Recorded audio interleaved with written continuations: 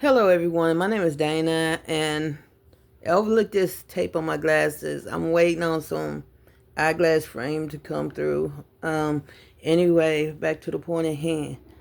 I woke up thinking about everything that's going on in this world with our country and the issues we're facing around the world. A lot of people don't know this. We have a president, but presidents are nothing more than figureheads. You know what I'm saying? They are the ones who people look to for answers. They are the ones who, when things are going wrong with the country, they can blame the president. So the president is a figurehead. He's not wrong with everything that's going on in this country. No president is wrong with everything that's going on in this country. We just like to blame them because they are the figureheads. They are literally put in power to be the scapegoat. They are. I mean, do I like our president? Do I like everything he does? No, I don't. But you know what? I don't like a lot of things about a lot of people. But he's just one of them. But, like I said, we can't hold him responsible for everything either. Do I approve of everything he does? No. But he wouldn't be able to get away with this stuff if he didn't have people pulling the strings and working behind the scenes to make everything come into play. Like, for instance, all his donors and people that help him get into the presidency. I can't get the word right. Well, every president that has donors, they have to do something for that person that donated all the money to support them, whether it's illegal or legal. But they do. This world we living in is chaotic. We can all agree on that.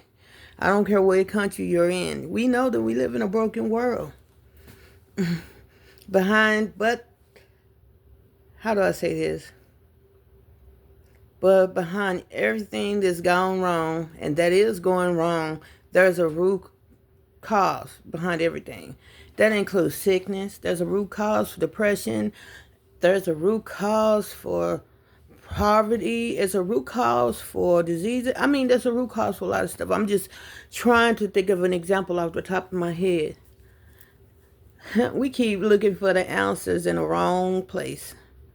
We look for answers from people that are broken, just like us. And the truth is, no human is going to be able to save this world. Not one. And Jesus is the only answer for the world today. Like that old song used to go back a long time ago. Jesus is the answer for the world today. Jesus is the answer for the world today. Anyway, that is the answer for us.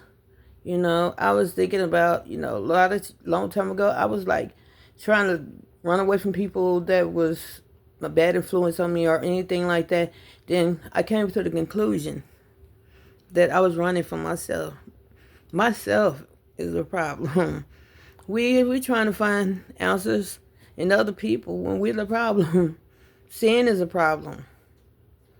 And I think the best thing we can do for ourselves in this world is to give ourselves to accept God's gift of salvation, because he's the only answer. This world is so broken that right now we're just looking for an answer. We're just looking for someone to save the world. And that's why I believe a lot of people is going to accept the Antichrist when he does come, because this world's going to be in so much of a chaotic state that people's going to accept anyone that says they can, solve the world's issues and stuff, and